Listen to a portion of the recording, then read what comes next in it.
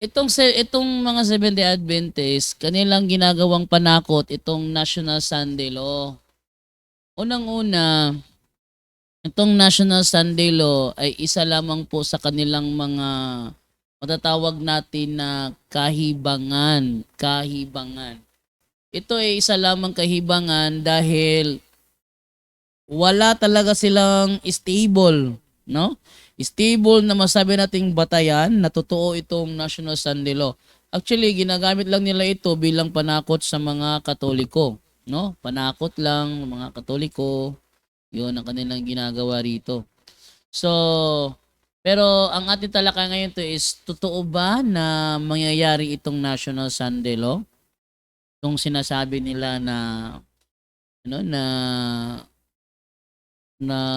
darating daw ang panahon na ang mga Seventh-day Adventist daw ay susugurin daw ng mga Katoliko, aatakihin daw sila, tutusukin daw sila sa puwet, gamit ang mga tinidor, gamit daw ang mga kutsilyo,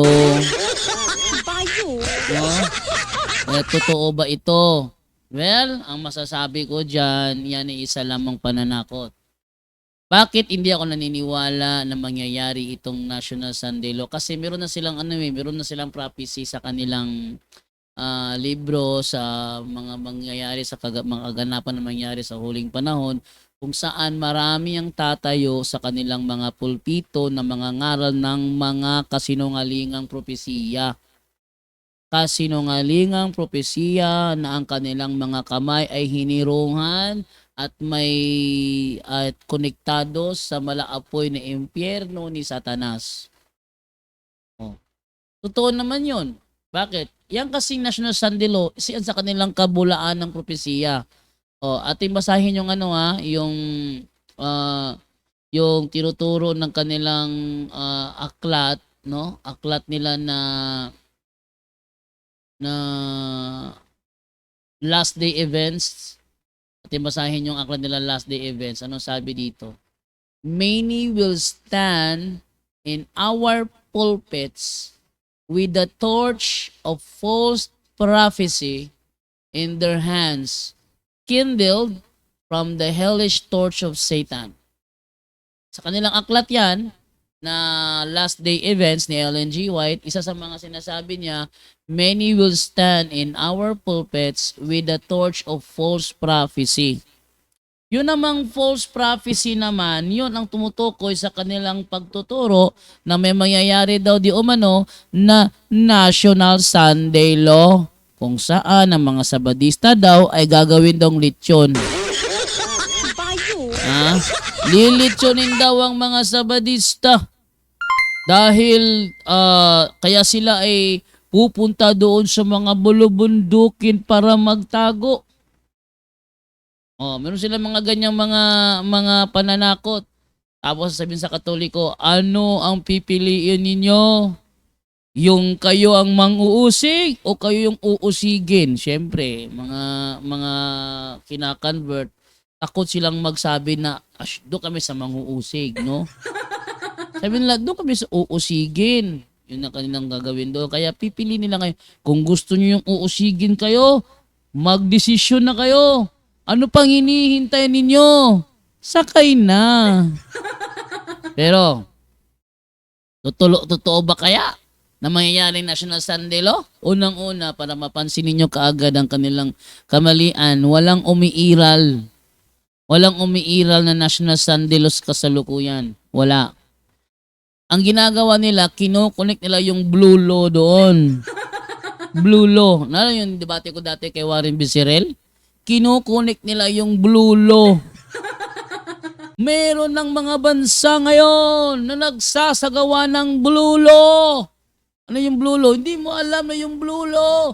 Yun ay ang kahawig ng Sunday Law. Sunday Law? Blue Law? Oo. Tanong, diyan sa mga bansang sinabi mo na may Blue Law, may pinatay bang Sabadista? Hindi nakasagot si Warren. Natulala si Warren.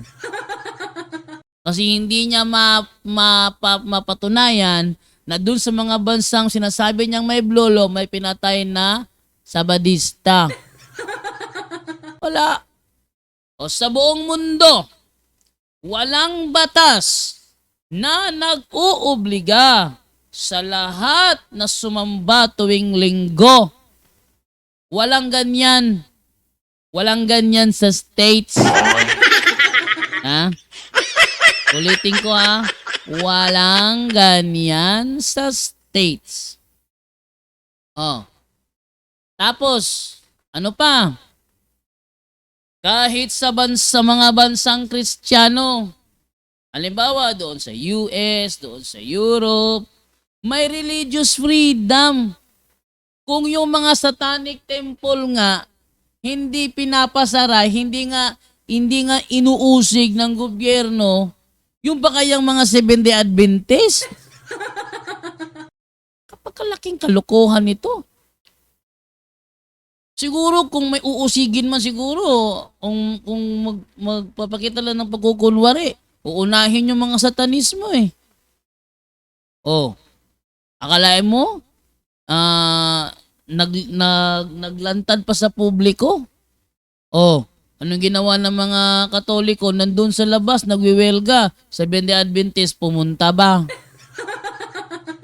Walang SDA pumunta doon. Walang pastor na nagagaling-galingan doon sa tapat ng ng pagpapublic ng Baphomet. Walang SDA na lumapit at naghampas ng martilyo. Wala. Dito lang yan. Only in the Philippines yan eh. Only in the Philippines, no? Only in the Philippines lang yan. Na mangyayari na ng babasag ng mga rebulto sa ibang bansa. Takot yan. Tingnan mo, walang lumapit sa Baphomet para mambasag. Walang lumapit sa Baphomet para mamalo ng martilyo. Alam niyo yung Baphomet?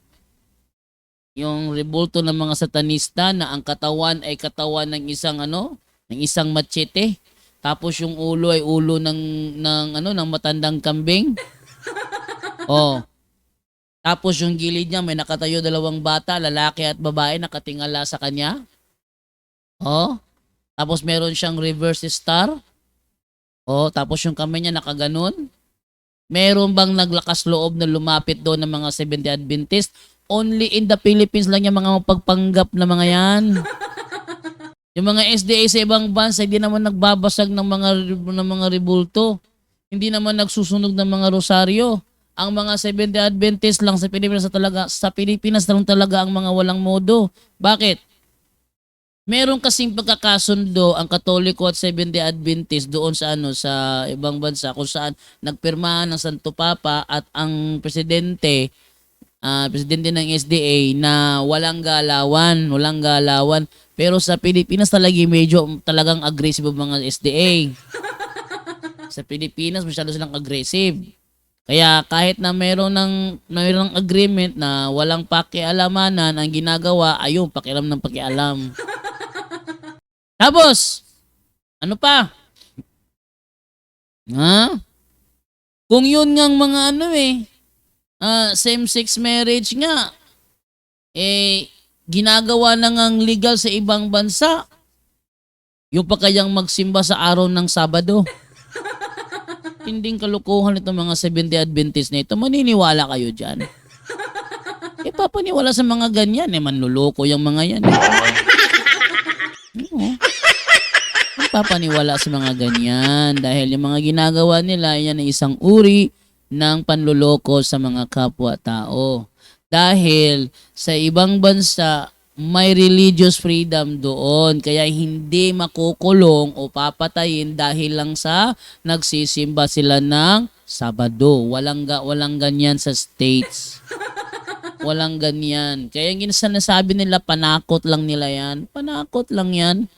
Tingnan nyo, dahan-dahan na nga tinatanggap sa ibang bansa ginagawang legal yung abortion. Abortion ha? Kaya nga mga Seventh-day Adventist talagang nag-a-abort na Tapos yung pa kayang pagsimba ng araw ng Sabado, papatayin. Napakalaking kalukuhan ng National Sunday Law na ito. Walang ibang ginawa itong mga Seventh-day Adventist. Adventist dito kundi maglabas ng mga kung ano-anong mga propaganda. Ha? Kung ano-anong mga propagandang mga pinagsasabi nila para lang kunwari may mangyaring National Sunday Law, kalokohan. Satanic church nga, tinayo ni Anton Sandor Labio, may nakialam ba? Oh, Satanic Temple, kamakailan lang nag-public sila para gawin silang legal na church sa Amerika, Satanic Temple. Oh, meron bang pinatay sa kanila? Wala. Yung pa kayang mangingili ng Sabado, papatayin? Kalokohan. Ano pa? Sa madaling salita, hindi ito isang global prophecy. Ito ay isang uri lamang ng kalokohan na kunwari malapit na rong mangyari. Ito yung pinaka natatandaan ko kasi. Yung sinabi ko sa inyo, nung ako'y nasa SDA pa, sabi nila, pumirma na si Pope John Paul II. Pumirma na daw. Ang Muslim lang ang hindi pumapayag. Sabi niya, lilang nyo lahat. Nang namatay si Pope John Paul II, wala namang nangyaring National Sunday Law. Umalit si Pope Benedict XVI, sabi naman nila, pumirma na si Pope Benedict XVI. Implement na National Sunday Law. Magbago na kayo. Baka mauli kayo sa panahon. Baka kayo maubos ko yung mga pansit canton. Ano nangyari? Nasaan na ang pinirmahan daw di umano ni Pope John Paul II? Wala. Oh. Nung si Pope Benedict XVI, tumigil sa pagkasanto Papa, pumalit si Pope Francis, sigaw na naman ulit, pumirma na! Sino pumirma? Si Pope Francis pumirma na! Anong pinirmahan ni Pope Francis? Anong pinirmahan niya? Pinirmahan niya, implement na National Sunday Law. Teka. Akala ko pinirmahan ni Pope John Paul II kanya ni Pope Benedict XVI. Ba't mo na naman siya pinirmahan na naman ulit? Ha? Wala akong alam dyan. Ang alam ko, pumirma na.